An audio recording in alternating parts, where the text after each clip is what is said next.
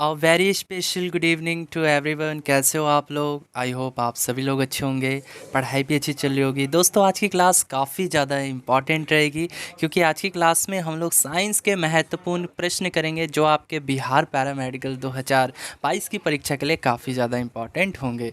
तो चलिए प्यारे मित्रों, आज की क्लास को करते हैं स्टार्ट। तो क्लास को स्टार्ट करने से पहले एक छोटी सी रिक्वेस्ट है, यदि आप लोग हमारे चैनल पर नए हैं, पहली बार है, तो इस चैनल को सब्सक्राइब कर लीजिए और बेल आइकन को हिट कर लीजिए।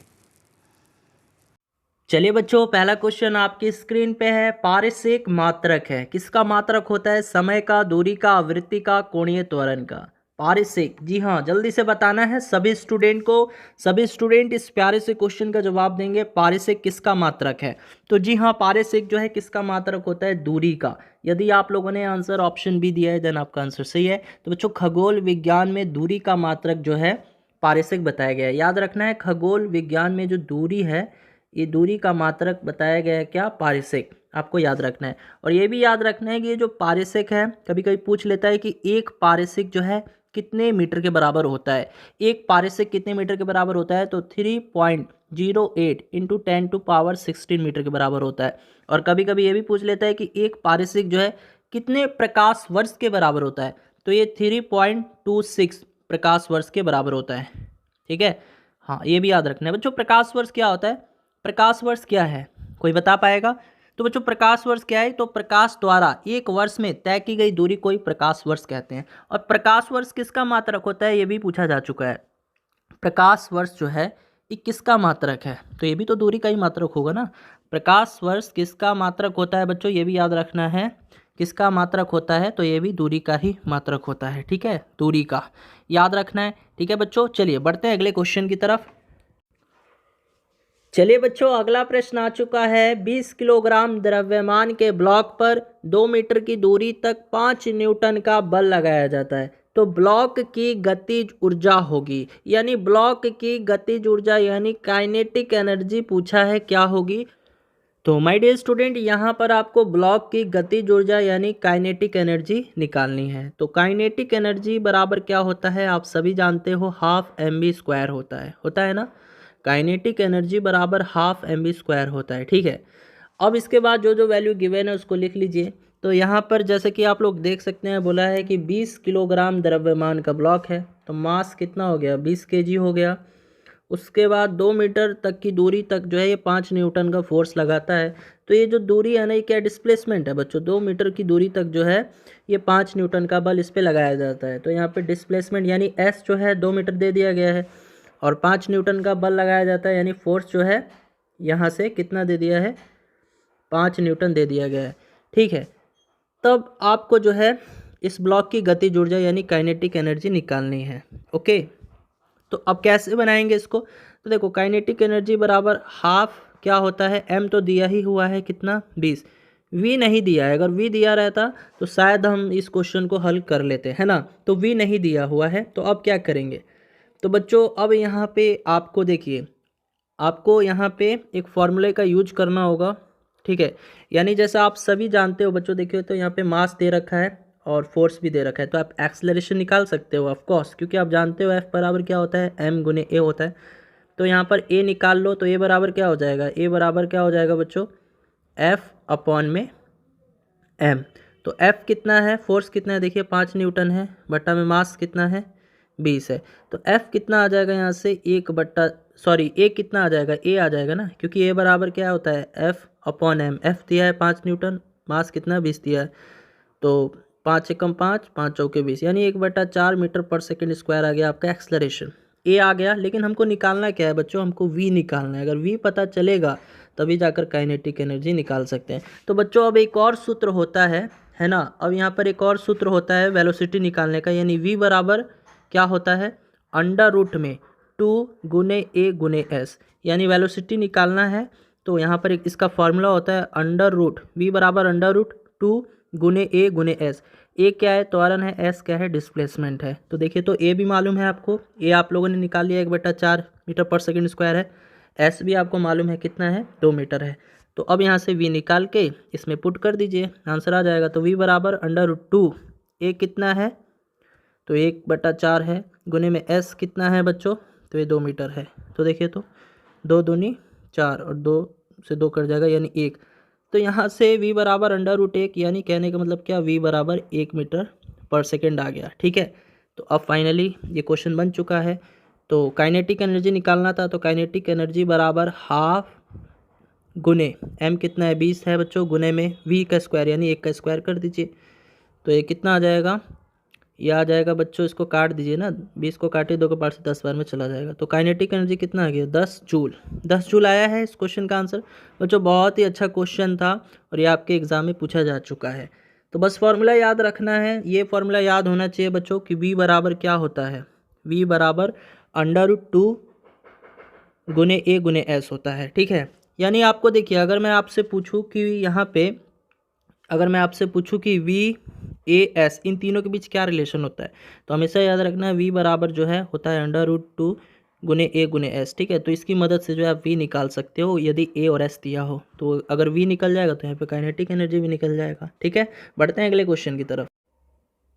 चलिए बच्चों, अगला प्रश्न आ चुका है, यदि वस्तु का द्रव्यमान दोगुना कर दिया जाता है तो वस्तु की गतिज ऊर्जा होगी आधी, दोगुनी, 1/4 या इनमें से कोई नहीं। तो देखिए बच्चों, सबसे पहले तो आप लोग ये जानते होंगे कि गतिज ऊर्जा यानी काइनेटिक एनर्जी बराबर क्या होता है। तो काइनेटिक एनर्जी बराबर होता है हाफ mv² होता है, इसको इक्वेशन 1 मान लीजिए। ठीक है, अब क्या होता है बच्चों, वस्तु का जो द्रव्यमान है उसको 2 गुना कर दिया जाता है। ठीक है, तब वस्तु की जो नई गतिज ऊर्जा है वही बतानी है। तो नई गतिज ऊर्जा यानी के ई डैश। ठीक है, तो के ई डैश बराबर में हाफ। ठीक है, अब देखिए हम लोग जानते हैं कि हाफ mv² होता है, लेकिन यहाँ पे हाफ कर देंगे उसके बाद m क्या हो जाता है, मास क्या हो जाता है, 2 गुना हो जाता है ना। तो अब 2 गुना कर देना है यानी 2m हो जाएगा और फिर गुना में v² कर देंगे। ठीक है, तो यहाँ से बच्चों हम लोग बोल सकते हैं के ई डैश बराबर में, अब ये जो 2 देख रहे हो इसको बाहर ले लो और फिर ये बच्चा हाफ, तो इसको यहाँ पर लिख लेते हैं हाफ और गुने में m लिख लो ये और गुने में v²। ठीक है, तो अब देखो तो बच्चों यहाँ पर मैं बोल सकता हूँ के ई डैश बराबर में 2 लिख दो। अब इतने की जगह देखो तो हाफ mv², इतने की जगह हाफ mv², इतने की जगह मैं क्या लिख सकता हूँ, काइनेटिक एनर्जी लिख सकता हूँ गुने में के ई, है ना। तो अब आप ही बताइए यहाँ से बच्चों, जो हमारा नया काइनेटिक एनर्जी आया है ना, वो पहले वाले के कितने गुने के बराबर है, 2 गुने के बराबर है। समझ में आया, यानी नया जो काइनेटिक एनर्जी आया, नया गतिज ऊर्जा जो आया, वो पहले वाले गतिज ऊर्जा के 2 गुने के बराबर है। तो यहाँ पर क्या होगा आंसर, ऑप्शन बी जो है सही जवाब हो जाएगा आपके इस क्वेश्चन का। चलिए बढ़ते हैं अगले क्वेश्चन की तरफ। चलिए बच्चों, अगला प्रश्न आ चुका है, एक प्रतिरोध पर 10 वोल्ट का विभवांतर लगाने पर 0.2 एम्पियर की धारा प्रभावित होती है। तो प्रतिरोधक का प्रतिरोध है, प्रतिरोध बताना है, रेजिस्टेंस बताना है, यानी यहाँ पे आपको आर पूछा गया है, आर। ठीक है, और क्या क्या दिया हुआ है उसको भी जान लेते हैं बच्चों। यहाँ पर देखिए 10 वोल्ट का विभवांतर यानी पोटेंशियल डिफरेंस, यानी वी जो है आपको दे दिया गया है 10 वोल्ट। ठीक है, और उसके बाद जो है बच्चों यहाँ पर बोल रहा है कि भाई धारा भी दे दिया गया है कि 0.02 एम्पियर की धारा फ्लो होती है, यानी आई भी दे दिया है आपको कितना, 0.02 एम्पियर। ठीक है, और आपसे आर पूछा है। बताइए इन तीनों के बीच क्या रिलेशन होता है, आप सभी जानते होंगे बच्चों इन तीनों के बीच क्या रिलेशन होता है। तो आप सभी जानते हो कि V बराबर क्या होता है, I गुने R होता है कि नहीं होता है, तो अवश्य होता है बच्चों, क्योंकि ओम्स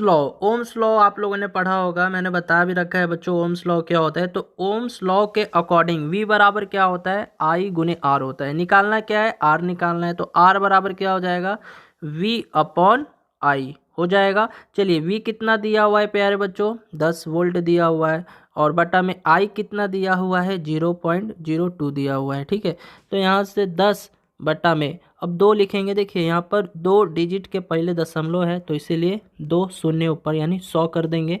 ठीक है, इतना तो सब जानते होंगे। और 2 बच्चे कितना हो जाएगा, 10 हो जाएगा। तो यहाँ से कितना आ जाएगा, यहाँ से R जो है कितना आ जाएगा, 500 ओम जो है आपके इस क्वेश्चन का सही जवाब हो जाएगा। समझ में आया बच्चों। चलिए बढ़ते हैं अगले क्वेश्चन की तरफ, यानी ऑप्शन नंबर डी। जी हाँ, ऑप्शन नंबर डी जो है सही आंसर हो जाएगा। चलिए बच्चों, अगला प्रश्न आ चुका है आपकी स्क्रीन पे। क्वेश्चन है, किस कारण बांध को नीचे से चौड़ा बनाया जाता है। बच्चों क्या कारण है कि डैम को नीचे से एकदम चौड़ा बना दिया जाता है? बताइए। पहला ऑप्शन है गहराई के साथ जल की मात्रा बढ़ती है इसलिए, या गहराई के साथ जल का घनत्व बढ़ता है इसलिए, या गहराई के साथ जल का दाब बढ़ता है इसलिए, या गहराई के साथ जल का ताप बढ़ता है इसलिए। जल्दी से बताना है किस कारण बांध को नीचे से, है ना बच्चों, चौड़ा बना दिया जाता है। जल्दी से बताइएगा सभी स्टूडेंट, बिल्कुल फास्ट, बिल्कुल फास्ट बताना है। हाँ जी, तो सही जवाब आ रहा है ऑप्शन नंबर सी। जी हाँ, ऑप्शन नंबर सी जो है इस क्वेश्चन का परफेक्ट आंसर हो जाएगा। ठीक है बच्चों, यानी गहराई के साथ जल का दाब जो है बढ़ता है। तो आपको याद रखना है, नदी पर निर्मित बांध को नीचे से चौड़ा इसलिए बनाया जाता है क्योंकि गहराई बढ़ने के साथ जल का दाब भी बढ़ जाता है, और इस दाब को सहन करने के लिए बांध को जो है नीचे से चौड़ा बना दिया जाता है। ठीक है, चलिए बढ़ते हैं अगले क्वेश्चन की तरफ। चलिए मित्रों, अगला प्रश्न आ चुका है, निम्न में से किस सिद्धांत पर ट्रांसफार्मर कार्य करता है? बच्चों, जो ट्रांसफार्मर होता है वो किस प्रिंसिपल पर वर्क करता है ना, किस सिद्धांत पर कार्य करता है? जल्दी से बताइए। स्व प्रेरण, या अन्योन्य प्रेरण, या भंवर धारा, या इनमें से कोई नहीं। जल्दी से जवाब देना है, तो जल्दी से बताना है यहाँ पे जो ट्रांसफार्मर है वो किस सिद्धांत पे कार्य करता है। तो जी हाँ बच्चों, यदि आपने जवाब दिया है अन्योन्य प्रेरण यानी ऑप्शन नंबर बी, देन आपका आंसर सही है। तो प्यारे बच्चों, आपको याद रखना है, देखिए आपको याद क्या रखना है कि ट्रांसफार्मर जो है ये अन्योन्य प्रेरण पे काम तो करता ही है, साथ ही साथ विद्युत चुंबकीय प्रेरण पे भी काम करता है। ठीक है, ये भी याद रखना है। देखिए बच्चों, एक तो होता है अन्योन्य प्रेरण यानी जिसको इंग्लिश में म्यूचुअल इंडक्शन बोलते हैं, और एक होता है बच्चों, ये भी याद रखिएगा, विद्युत, आपको याद रखना है विद्युत चुंबकीय प्रेरण, इस सिद्धांत पे भी वर्क करता है। ठीक है, विद्युत चुंबकीय प्रेरण। अब देखिए क्वेश्चन ये बन जाता है बच्चों कि ट्रांसफार्मर का जो क्रोड होता है ना वो किस चीज़ का बना होता है। देखिए प्रश्न ऐसे पूछा जा सकता है कि ट्रांसफार्मर का जो क्रोड है वो किस चीज़ का बना होता है। ट्रांसफार्मर का जो क्रोड है वो किस चीज़ का बना होता है, बताइए तो किस चीज़ का बना होता है, किस चीज़ का बना होता है। तो जी हाँ बच्चों, याद रखना है ये नर्म लोहा का बना होता है ना, नर्म लोहा यानी सॉफ्ट आयरन का। ठीक है, चलिए बहुत सही जवाब है। बढ़ते हैं अगले क्वेश्चन की तरफ। चलिए बच्चों, अगला प्रश्न है, किसी तैरती वस्तु का भार बराबर होता है, किसके बराबर होता है? उत्प्लावक बल के, या पात्र में भरे द्रव के द्रव्यमान के, या वस्तु के द्रव्यमान के, या इनमें से कोई नहीं। बच्चों, किसी भी कोई भी वस्तु तैरेगी है ना, तो उस तैरती वस्तु का जो भार होता है वो हमेशा किस बल के बराबर होगा? तो जी हाँ, उत्प्लावक बल के बराबर। तो जी हाँ, आपको याद रखना है, तैरती वस्तु का भार जो है ये बराबर हो जाता है उत्प्लावक बल के। ठीक है, आपको याद रखना है कि किसी भी द्रव में तैरती वस्तु का जो भार होगा वो उत्प्लावक बल के बराबर होता है, यानी ऑप्शन नंबर ए जो है इस क्वेश्चन का सही जवाब हो जाएगा। बढ़ते हैं अगले क्वेश्चन की तरफ। चलिए बच्चों, अगला प्रश्न है, प्रकाश के किस रंग की तरंग में न्यूनतम प्रकीर्णन होता है? न्यूनतम प्रकीर्णन किस में होता है? बैगनी में, नीला में, पीला में, या लाल में? बताइएगा, प्रकाश के किस रंग की तरंग में न्यूनतम प्रकीर्णन होता है? तो जी हाँ, किस में होगा? जल्दी से जवाब देना है, सभी स्टूडेंट जवाब देंगे।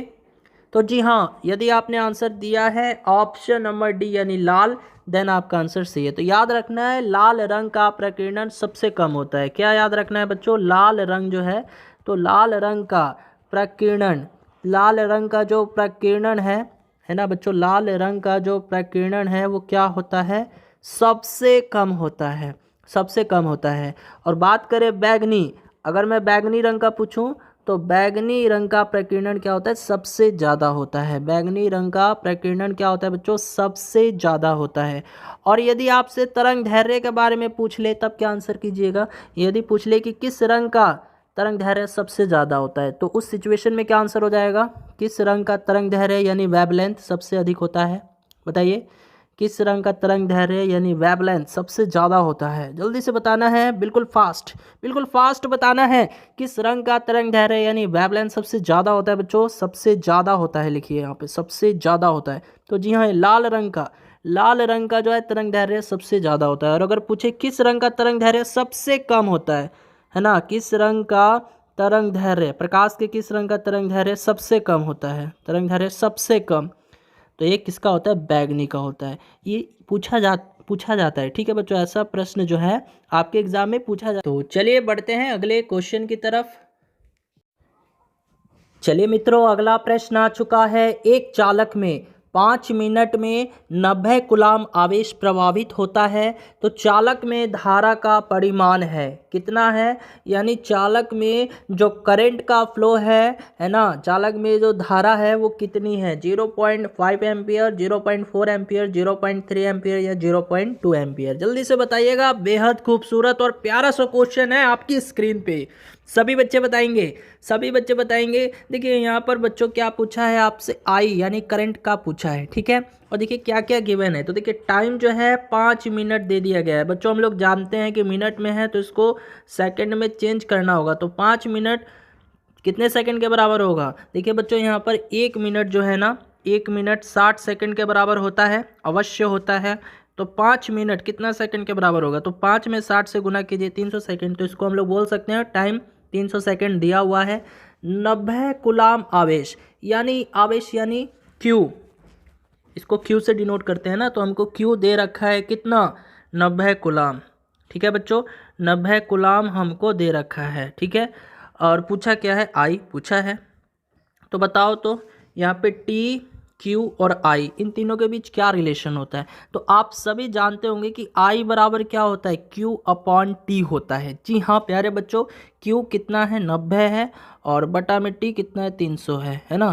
तो 1 0 से 1 0 कट गया, तो यहाँ से देखिए इसको काटिए 3 के पार से, तो 3 3 9, इसको काटिए 3 के पार से तो 10 बार में चला जाएगा, तो 3/10, यानी इसको हम लोग 0.3 एम्पियर बोल सकते हैं। तो आंसर क्या हो जाएगा? 0.3 एम्पियर, यानी ऑप्शन नंबर सी जो है सही जवाब हो जाएगा इस क्वेश्चन का, ठीक है बच्चों। बढ़ते हैं अगले क्वेश्चन की तरफ। चलिए बच्चों, अगला प्रश्न आ चुका है। देखिए क्वेश्चन तो हो चुका था बच्चों, पूछा गया है कि प्रकाश के किस रंग की तरंग में न्यूनतम प्रकीर्णन होता है? तो कौन सा रंग था? लाल, है ना, यानी लाल रंग का प्रकीर्णन सबसे कम होता है, ये तो हो चुका था। बढ़ते हैं अगले क्वेश्चन की तरफ। चलिए बच्चों, अगला प्रश्न है, निम्नलिखित में कौन जल में रंगीन विलयन बनाएगा? बच्चों आपको बताना है इन चारों में से कौन सा ऐसा आयन है जो जल में रंगीन विलयन बनाएगा, बताइएगा। देखिए पहला ऑप्शन है टाइटेनियम, और इस पर जो है +4 चार्ज है, और कॉपर इस पर प्लस चार्ज है, जिंक इस पर जो है 2+ चार्ज है, क्रोमियम इस पर 3+ चार्ज है। जल्दी से बताइएगा यहाँ पे कौन जल में रंगीन विलयन बनाएगा? जल्दी से बताइए, जल्दी बताइए। यानी बच्चों देखिए हमें बताना है कौन सा आयन ऐसा होगा जो रंगीन विलयन देगा, है ना, जो रंगीन विलयन देगा। तो बच्चों बेसिकली होता क्या है? रंगीन विलयन, है ना बच्चों, यहाँ पे देखिए रंगीन विलयन जो है, रंगीन विलयन, यहाँ पे रंगीन विलयन वो नहीं देगा, वो आयन नहीं देगा जिसके अंदर डी ट्रांजिशन हमारे नहीं होते, ठीक है। तो देखिए यहाँ पर मैं लिख देता हूँ, आप लोगों ने पढ़ा होगा बच्चों। तो रंगीन विलयन वो आयन नहीं देते जिसके अंदर डी ट्रांजिशन नहीं होते। अब ये डी ट्रांजिशन कहने का मतलब क्या? वैसे आयन जिनका इलेक्ट्रॉनिक कन्फिग्रेशन D10 होगा, है ना, D10 होगा, तो वो जो है बच्चों यहाँ पे रंगीन विलयन नहीं देते, ठीक है। अब जैसे देखिए टाइटेनियम है ना बच्चों, तो इसका जो है इलेक्ट्रॉनिक कन्फिग्रेशन क्या होता है? 3D10 होता है ना, होगा। और यहाँ पे कॉपर है, इसका भी वही होगा, 3D10 हो जाता है। और इसका भी, जिंक का भी जो है 3D10 हो जाएगा। लेकिन क्रोमियम जो है इसका 3D3 होगा, है ना, 3D3 होगा। तो यहाँ पे मैंने अभी क्या बताया कि रंगीन विलयन आयन वो नहीं देगा जो जिसका डी ट्रांजेक्शन D10 होगा, ठीक है, वो नहीं देता रंगीन विलयन, यानी ये नहीं देगा, ये नहीं देगा, ये भी नहीं देगा। तो यहाँ पर क्रोमियम और इस पर 3+ चार्ज है, ये जो है जल में रंगीन विलयन बनाएगा। तो ऑप्शन नंबर क्या हो जाएगा? ऑप्शन नंबर डी जो है आपके इस क्वेश्चन का सही जवाब हो जाएगा, ठीक है बच्चों। बढ़ते हैं अगले क्वेश्चन की तरफ। चलिए स्टूडेंट, अगला प्रश्न आ चुका है। गैसीय अभिक्रियाओं में द्वितीय कोटि अभिक्रिया के लिए दर नियतांक की इकाई है। बताना है बच्चों गैसीय अभिक्रियाओं में द्वितीय कोटि अभिक्रियाओं के लिए जो दर नियतांक की इकाई होती है वो क्या होती है।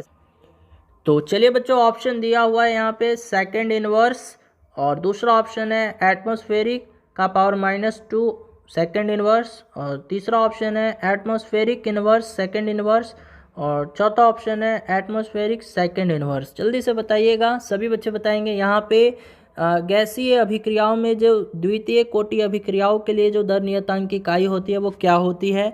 तो जी हाँ बच्चों, यदि आपने जवाब दिया है यहाँ पे ऑप्शन नंबर सी, जी हाँ ऑप्शन नंबर सी जो है इस क्वेश्चन का करेक्ट आंसर हो जाएगा। तो बच्चों आपको याद रखना है कि जो द्वितीय कोटि अभिक्रियाओं के लिए जो इकाई होती है वो क्या होती है। तो एटमॉस्फेरिक, देखिए क्या होता है, एटमॉस्फेरिक प्रेशर का इन्वर्स हो जाएगा और सेकंड इन्वर्स हो जाएगा, ये होता है ना द्वितीय कोटि अभिक्रियाओं के लिए दर नियतांक की इकाई। ठीक है, याद रखना है एटमॉस्फेरिक इन्वर्स और सेकंड इन्वर्स। या फिर एक और होता है बच्चों, वो भी याद रखना है, लीटर मोल इन्वर्स और सेकंड इन्वर्स। देखिए यहाँ पर मैं अच्छे से लिख देता हूँ, लीटर मोल इन्वर्स और इनटू में सेकंड इन्वर्स, ये भी होता है, ये भी याद रख सकते हो आप लोग। ठीक है, चलिए बहुत अच्छी बात है, बढ़ते हैं अगले क्वेश्चन की तरफ। चलिए बच्चों अगला प्रश्न है, निम्न धातुओं में से कौन सी संक्रमण धातु है। निम्न धातुओं में से कौन सी संक्रमण धातु है आपको बता देना है। जिंक, कैडमियम, पारा या स्कैंडियम। जल्दी से बताइएगा निम्न धातुओं में से कौन सी संक्रमण धातु है। तो वेरी गुड स्टूडेंट, यदि आपने जवाब दिया है ऑप्शन नंबर डी यानी स्कैंडियम, देन आपका आंसर सही है। तो आपको डायरेक्ट याद कर लेना है कि संक्रमण धातु कौन सी होती है, स्कैंडियम होती है। ठीक है, स्कैंडियम होती है। अब देखिए समूह 12 के जिंक हो गया, कैडमियम हो गया, पारा हो गया, है ना, ये सभी समूह 12 में आते हैं। तो समूह 12 के जिंक, कैडमियम और मरकरी में मूल अवस्था के साथ साथ उनकी सामान्यतः ऑक्सीकरण अवस्था में पूर्ण भरे 3D10 विन्यास होते हैं, इसीलिए बच्चों इनको जो है इन तीनों को संक्रमण धातु नहीं माना जाता है। तो यहाँ स्कैंडियम जो है इसको संक्रमण धातु माना जाता है। ठीक है, चलिए बढ़ते हैं अगले क्वेश्चन की तरफ। चलिए बच्चों अगला प्रश्न आ गया है, निम्न में से कौन सा तत्व मानव हड्डी एवं दांतों में प्रचुर मात्रा में पाया जाता है। बताइए बच्चों कौन सा तत्व है। सोडियम है, पोटेशियम है, कैल्शियम है या कार्बन है। बच्चों कौन सा तत्व जो है मानव हड्डी एवं दांत में बहुत ही प्रचुर मात्रा में पाया जाता है।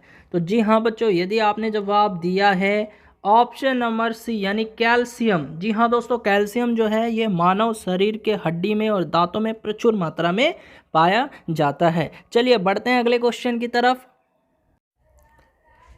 चलिए बच्चों अगला प्रश्न आ गया है, एक लिफ्ट का द्रव्यमान 500 kg है, तो लिफ्ट के केबल में तनाव क्या होगा जब यह 2 मीटर पर सेकंड स्क्वायर के त्वरण से ऊपर की ओर जा रही हो तब, है ना। और स्मॉल जी का वैल्यू आपको 9.8 मीटर पर सेकंड स्क्वायर ले लेना है।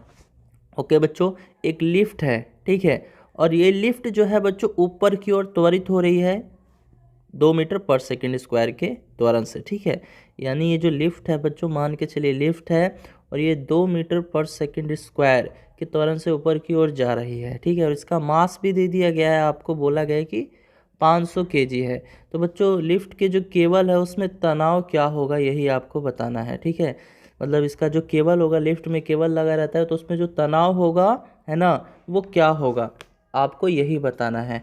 तो देखिए बच्चों लिफ्ट में केवल तनाव का एक फॉर्मूला होता है और इसको टी से डिनोट करते हैं।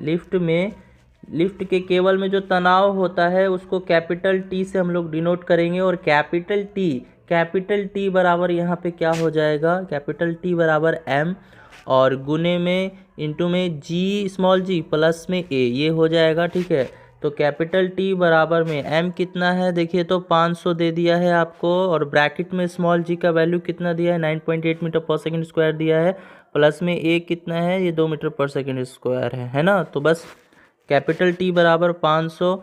अब यहाँ पर देखिए 9.8 में 2 को ऐड कीजिएगा तो ये कितना हो जाएगा बच्चों, हाँ जी कितना हो जाएगा, तो ये 11.8 हो जाएगा। अब 11.8 में गुना कर दीजिए 500 से, है ना, तो देखिए तो एक दशमलव से एक जीरो तो कैंसिल हो जाएगा। अब 118 में 50 से गुना कीजिए, तो जब 118 में 50 से गुना कीजिएगा तो ये 5900 न्यूटन जो है आपके इस क्वेश्चन का जवाब आ जाएगा। ठीक है, चलिए बहुत अच्छी बात है, बढ़ते हैं अगले क्वेश्चन की तरफ। चलिए बच्चों, अगला प्रश्न है, रॉकेट किस सिद्धांत पर कार्य करता है? जल्दी से बताना है, रॉकेट जो है किस सिद्धांत पर कार्य करता है? ऊर्जा संरक्षण के सिद्धांत पे कार्य करेगा, या द्रव्यमान संरक्षण के सिद्धांत पे, या रेखीय संवेग संरक्षण के सिद्धांत पे, या कोणीय संवेग संरक्षण के सिद्धांत पे? जल्दी से बताइएगा। रॉकेट, जी हाँ, रॉकेट की बात की गई है। रॉकेट किस सिद्धांत पे वर्क करता है? देखिए रॉकेट जो है बच्चों, जल्दी से बता दीजिए, रॉकेट जो है ये किस सिद्धांत पे कार्य करेगा? तो जी हाँ बच्चों, यदि आपने जवाब दिया है ऑप्शन नंबर सी यानी रेखीय संवेग संरक्षण, देन आपका आंसर सही है। ठीक है, तो बच्चों रॉकेट जो है ये न्यूटन के तृतीय नियम रेखीय संवेग संरक्षण के सिद्धांत पे कार्य करता है। यानी न्यूटन का जो तृतीय नियम था बच्चों, उसी के सिद्धांत पे, है ना, न्यूटन के तृतीय नियम रेखीय संवेग संरक्षण के सिद्धांत पे रॉकेट कार्य करता है। और न्यूटन का तृतीय गति नियम क्या कहता है? न्यूटन का जो तृतीय नियम है बच्चों, है ना, न्यूटन का जो तृतीय नियम है, इन्होंने 3 नियम दिया था बच्चों। तो न्यूटन का जो थर्ड लॉ है उसमें क्या बताया गया है कि प्रत्येक क्रिया के विपरीत प्रतिक्रिया होती है। ठीक है, तो उसी सिद्धांत पर, जी हाँ, जो है रॉकेट ये काम करता है ना। तो पूछा जाए कि रॉकेट किस सिद्धांत पे कार्य करता है, तो रेखीय संवेग संरक्षण के। या फिर कभी कभी पूछ लेता है तैरना, तैरना जो है ये न्यूटन के किस नियम के तहत काम करता है? तो तैरना यानी स्विमिंग भी जो है ये जो है बच्चों न्यूटन के तृतीय नियम पर आधारित है ना। अगर पूछते हैं कि तैरना जो है ये न्यूटन के किस सिद्धांत पर कार्य करता है, तो ये न्यूटन के तृतीय नियम पर ही कार्य करता है। ठीक है, चलिए बढ़ते हैं अगले क्वेश्चन की तरफ। चलिए बच्चों, अगला प्रश्न आ चुका है, वेग परिवर्तन की दर को कहते हैं आवेग, संवेग, विस्थापन, त्वरण। जल्दी से बताइएगा, वेग परिवर्तन की जो दर होती है यानी उसको क्या कहते हैं, है ना। वेग में परिवर्तन की दर को क्या कहते हैं बच्चों? Velocity rate of change is called. क्या कहते हैं? तो जी हाँ, यदि आप लोगों ने जवाब दिया है त्वरण, देन आपका आंसर सही है। तो त्वरण बराबर क्या होता है बच्चों? त्वरण बराबर होता है चेंज इन वेलोसिटी अपॉन में टाइम, है ना। चेंज इन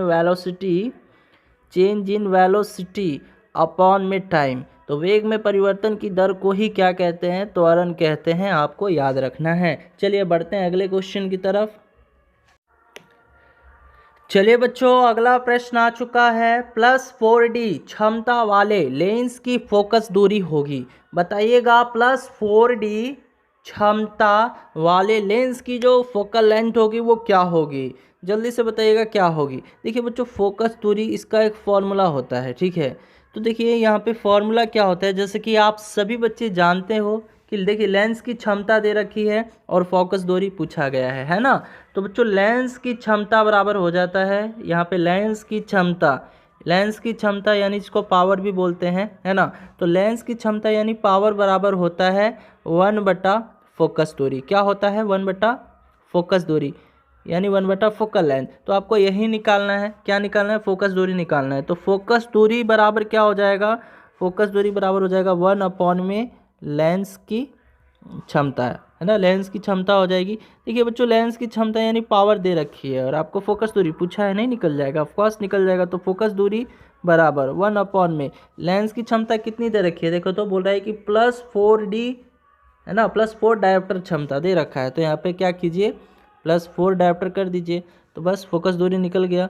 तो यहाँ से फोकस दूरी कितनी हो जाएगी? फोकस दूरी, अब देखिए तो 1 में भाग लगाइए 4 से, तो 1 में जब भाग लगाइएगा, है ना, 1 में भाग लगाइएगा 4 से, तो कितना आ जाएगा? 0.25 मीटर, है ना। मीटर में आता है, हमेशा याद रखिएगा, है ना।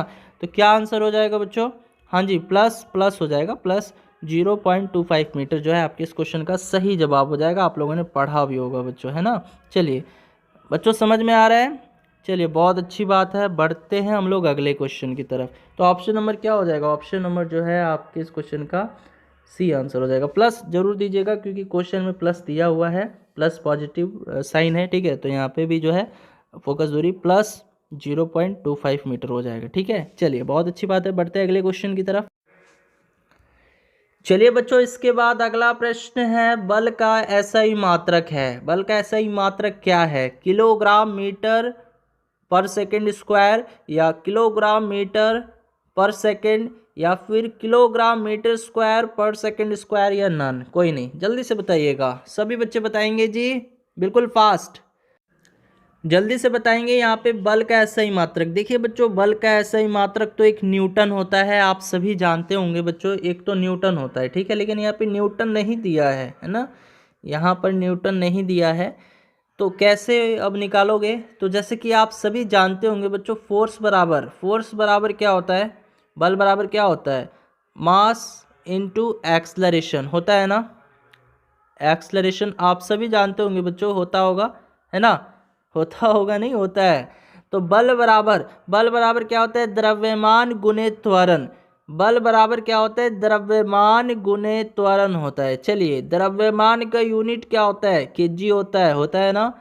और यहाँ पे एक्सलरेशन का यूनिट क्या होता है बच्चों? तो एक्सलरेशन का मीटर पर सेकेंड स्क्वायर होता है। तो क्या हो जाएगा यहाँ पे? केजी मीटर पर सेकेंड स्क्वायर। तो ऑप्शन नंबर क्या हो जाएगा? देखिए तो केजी मीटर पर सेकंड स्क्वायर, ये कौन से ऑप्शन में दिया है? तो जी हाँ, ऑप्शन नंबर ए जो है आपके इस क्वेश्चन का सही जवाब हो जाएगा, यानी केजी मीटर पर सेकंड स्क्वायर। ठीक है, चलिए बहुत अच्छी बात है, बढ़ते हैं अगले क्वेश्चन की तरफ। अच्छा, कुछ और बेसिक पॉइंट जान लेते हैं। जैसे बल का ऐसे ही मात्रक तो जान लिए, न्यूटन होता है, ठीक है। अब यदि आपसे मैं ये पूछूं कि एक न्यूटन जो है ये बच्चों कितने डाइन के बराबर होता है? एक न्यूटन कितने डाइन के बराबर होता है? तो ये भी आपको याद रखना है कि एक न्यूटन जो है ये 10⁵ डाइन के बराबर होता है। और डाइन जो है ये भी यूनिट होता है, सीजीएस यूनिट होता है। तो अगर आपसे पूछे कि बल का, देखिए बल का ऐसा यूनिट पूछेगा तब तो ये जानते हो आप लोग, बल का ऐसा यूनिट जो है न्यूटन होता है। लेकिन सीजीएस प्रणाली में बल का मात्रक क्या होता है? अगर ऐसे पूछे कि सीजीएस प्रणाली में बल का मात्रक, यानी सीजीएस प्रणाली में जो फोर्स का यूनिट होता है, मात्रक होता है, वो क्या होता है बच्चों? तो ये भी आपको याद रखना है, ये आपका डाइन हो जाएगा, डाइन। ठीक है, चलिए बहुत अच्छी बात।